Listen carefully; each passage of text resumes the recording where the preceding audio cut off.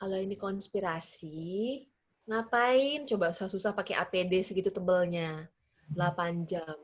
Jadilah orang baik. Halo, kembali lagi bersama YouTube channel H Talk. Saya Dr. Joy dan udah nonton kan video part 1 dan part keduanya? Nah, kalau penasaran dengan part ketiga dan endingnya, yuk kita simak di video berikut. Komentar selanjutnya. Apakah tahun lalu angka kematiannya sedikit apa lebih banyak dari yang sekarang angka kematian kena COVID? Kok beritanya heboh banget pula? Hah?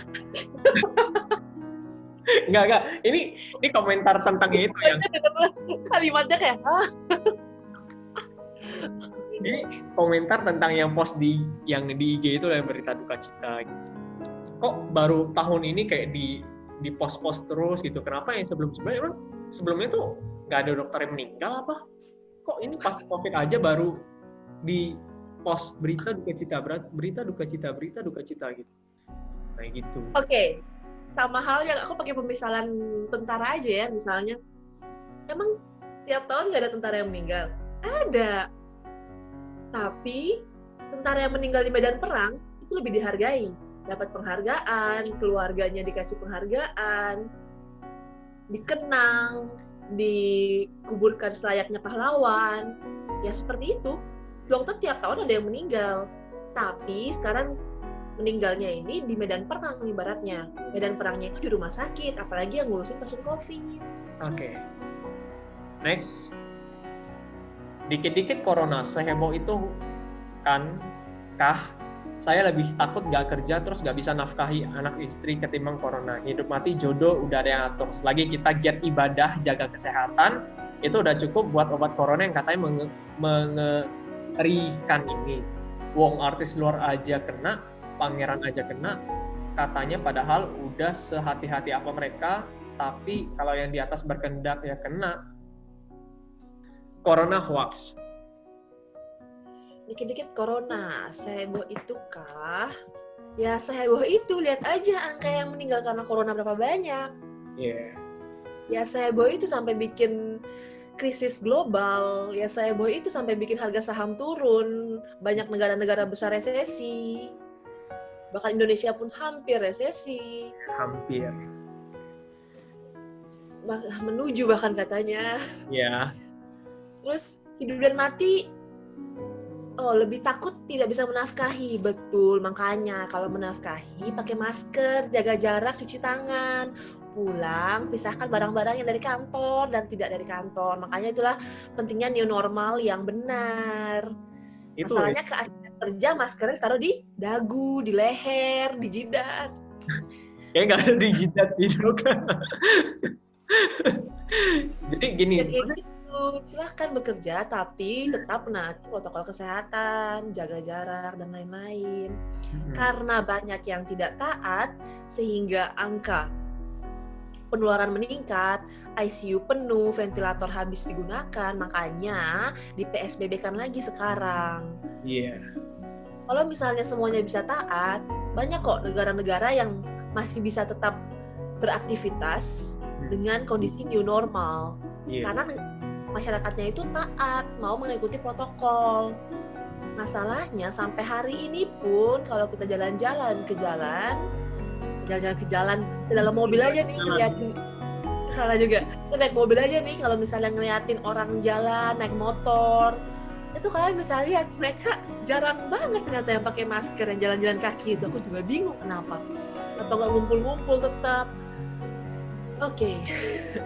Itu kayak menurutku, kapan kita akan jadi seperti negara-negara yang sudah berhasil itu kalau masyarakatnya sendiri pun tidak sadar pentingnya untuk menjaga diri sendiri dan orang lain dengan hal sederhana aja, padahal kan pakai masker, cuci tangan, jaga jarak 1 meter tuh kayak lencang kanan lencang kiri aja sebenarnya.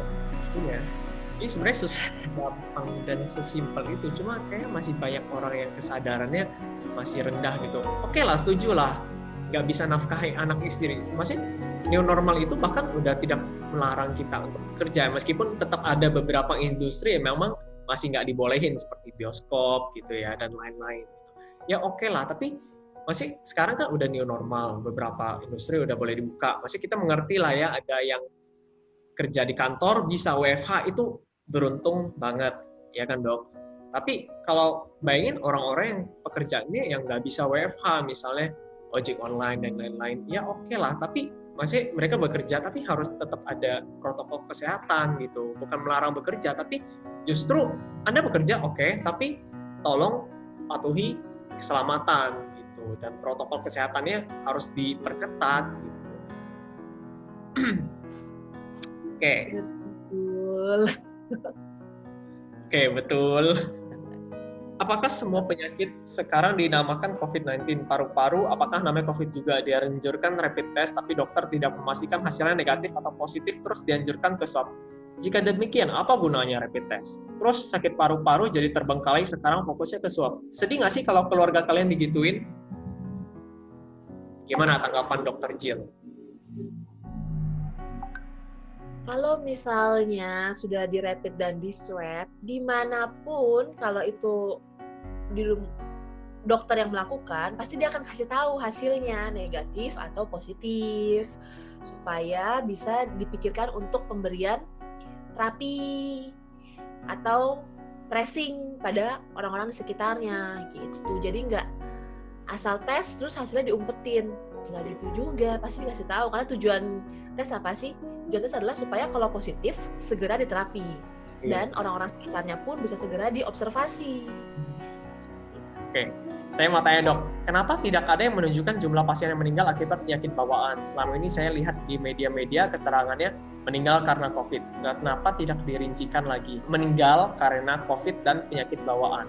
Ini kan bisa menimbulkan kesalahpahaman di masyarakat. Oke, dirincikan kok di dalam statusnya. Iya. Coba kalau misalnya ada kenalan kalian atau keluarga, amit-amit deh keluarga gitu kan, tanya aja ke dokternya, nanti dokternya ngomong kok, oh selain COVID ada A, B, C, D. Ya. Tapi kalau untuk pendataan statistik yang muncul setiap hari di Instagram, misalnya di Kemenkes, kebanyakan kalau dimasukin. Tapi kalau kalian mau tahu personal, kalian bisa tanyakan ke dokter yang merawat. Itu hak keluarga untuk tahu, apa sih penyebabnya selain COVID, tanyakan saja. Harusnya, biasanya dokternya akan memberitahu juga, gitu. Karena kalau didatain justru jadi banyak sekali ya dok. Iya, dalam rekam medik ada semua kok. Dalam rekam medis pasien semuanya tertulis penyebabnya apa aja, nggak COVID-19 dan apa, dan sakit ginjal, dan sakit jantung, dan apa. Ada kemungkinan nggak sih dok, karena beberapa yang comorbidnya memang baru diketahui atau justru tidak diketahui gitu, meninggalnya terus kayak, oh selama ini kita nggak tahu kalau dia punya DM, selama ini kita nggak tahu kalau dia punya darah tinggi. Mungkin saja. Banyak kok, aku pernah ketemu pasien yang COVID, dia sendiri sadar kalau dia punya darah tinggi. Jadi, sampai COVID-nya pun sudah negatif, itu tensinya justru yang bermasalah. Jadi swabnya sudah negatif, pasien sudah tidak sesak, paru-paru sudah bagus, dia dari ICU sampai keluar ICU, tapi tensinya tinggi terus. Jadi dia agak lama gitu di rumah sakit, sekitar 5 harian, padahal dia udah negatif swabnya, karena nungguin tensinya stabil. Terus ngurusin tensinya ya nambah lebih lama lagi ya dok? Ya, jadi mungkin aja, karena dia sendiri nggak tahu kalau ternyata dia selama ini punya darah tinggi. Dan sampai di kita, darah tinggi ternyata udah persisten tuh udah menetap. Udah bandel gitu, pakai obat-obatan, harus obat-obatan yang agak kuat untuk nurunin darah tingginya. Oke. Next. Nah, ini penutup nih, Dr. Jill. Konspirasi skenario busuk. Nah, kira-kira gimana nih dari Dr. Jill? Pasti dari Dr. Jill udah nggak mungkin dong mikir bahwa COVID-19 ini adalah suatu konspirasi gitu ya. Nah, kira-kira dari sudut pandang dokter nih, apa sih, ada nggak bukti-bukti atau alasan dari dokter yang ingin dokter sampaikan bahwa ini bukan konspirasi, ini bukan candaan, this is no joke gitu. Kira-kira ada nggak?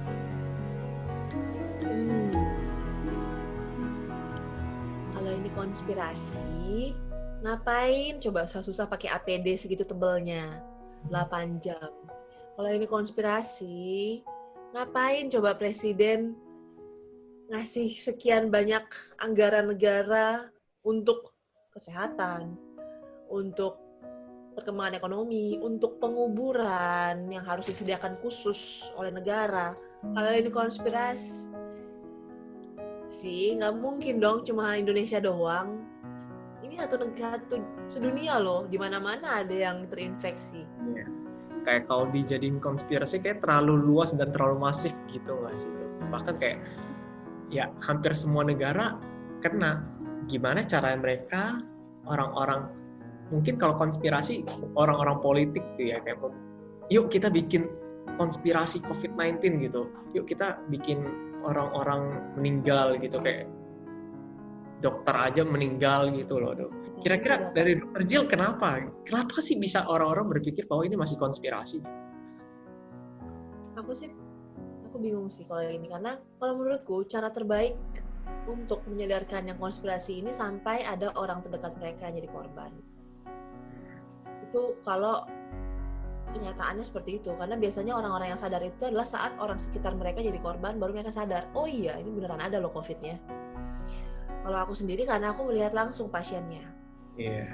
Sama yang nextnya adalah aku berharap sebenarnya keluarga pasien yang sudah meninggal itu mau untuk bicara, mau untuk berbagi ceritanya, supaya menyadarkan kalau, hey, ini tuh benar-benar fakta.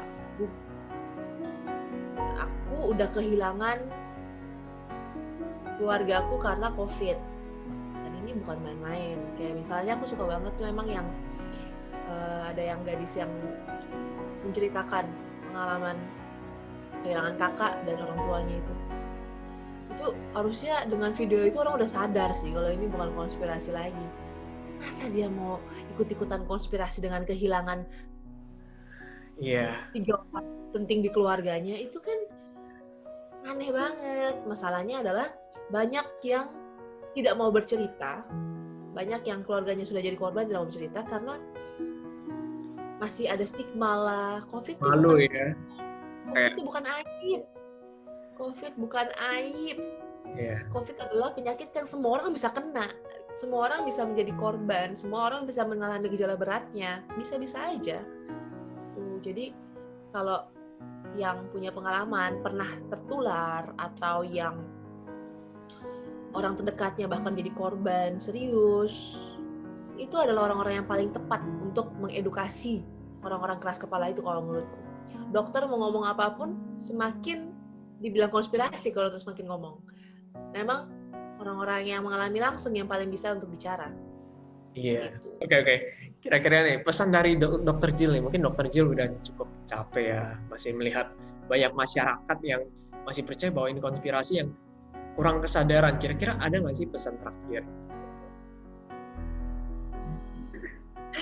Pesan terakhir adalah ya udah. Kalau misalnya kalian nggak mau kasihan sama dokternya, ya udah, kalian kasihan sama korban-korbannya aja, kasihan sama yang sudah meninggal, baik medis maupun non medis, ataupun kelompok-kelompok yang beresiko, yang kalau mereka tertular, mereka bisa mengalami gejala yang berat, bahkan kritis. Kalian kasihaninya sama mereka aja. Jadi kalian pakai masker, jaga jarak, mencuci tangan, pulang ke rumah langsung mandi, memisahkan barang, itu bukan buat diri kalian, buat orang rumah, buat orang tua kalian, buat anak-anak kecil di sekitar kalian, buat orang yang sakit gula, darah tinggi, dan lain-lain yang kalian tidak tahu. Jadi, jadilah orang baik. Tidak perlu jadi orang yang kasihan, aduh kasihan ini, kasihan itu, enggak. Kalian ngelakuin itu karena kalian mau melindungi orang lain. Gitu. Dokter pahlawan kagak usah disebut-sebut dah. Pahlawannya itu kalian sendiri. Dokter garda terdepan salah. Dokter bukan garda terdepan. Dokter garda terdepan. Masyarakat garda terdepan. Sebisa mungkin jangan sampai dokter. Kalau bisa dicegah, tidak dicegah seperti itu. Baiklah. Ini. Kalau misalnya itu memang konspirasi, apa ruginya sih kalian pakai masker, jaga jarak, cuci tangan? Apa ruginya? Tapi kalau ini bukan konspirasi, ruginya banyak. Tambah banyak orang yang meninggal, tambah krisis negara ini, tambah PSBB, tambah kalian nggak dapat kerjaan. Jadi Ya lebih baik pakai masker, jaga jarak, cuci tangan. Toh nggak ada ruginya, justru untung buat kalian. Karena menjaga kebersihan kan. Iya. Setuju. Oke, sesi interview sudah selesai. Bagus juga. Oke. Thank you Dr. Jill udah banyak sharing nih tentang COVID-19. Jadi balik lagi ya terhadap kesadaran diri sendiri. Tolong jadi orang yang baik. Gitu ya. Jadi orang yang baik. Ya. Betul. Jadi orang yang baik aja udah cukup. Thank you Dr. Jill udah banyak mau sharing nih sama kita nih. Sama-sama. Sampai juga kita di bagian akhir dari video wawancara kita dengan Dr. Jill. Saksikan video-video selanjutnya dari kami dengan narasumber yang lebih kece dan lebih mantap lagi. Jangan lupa like dan subscribe ya. Sampai jumpa semuanya.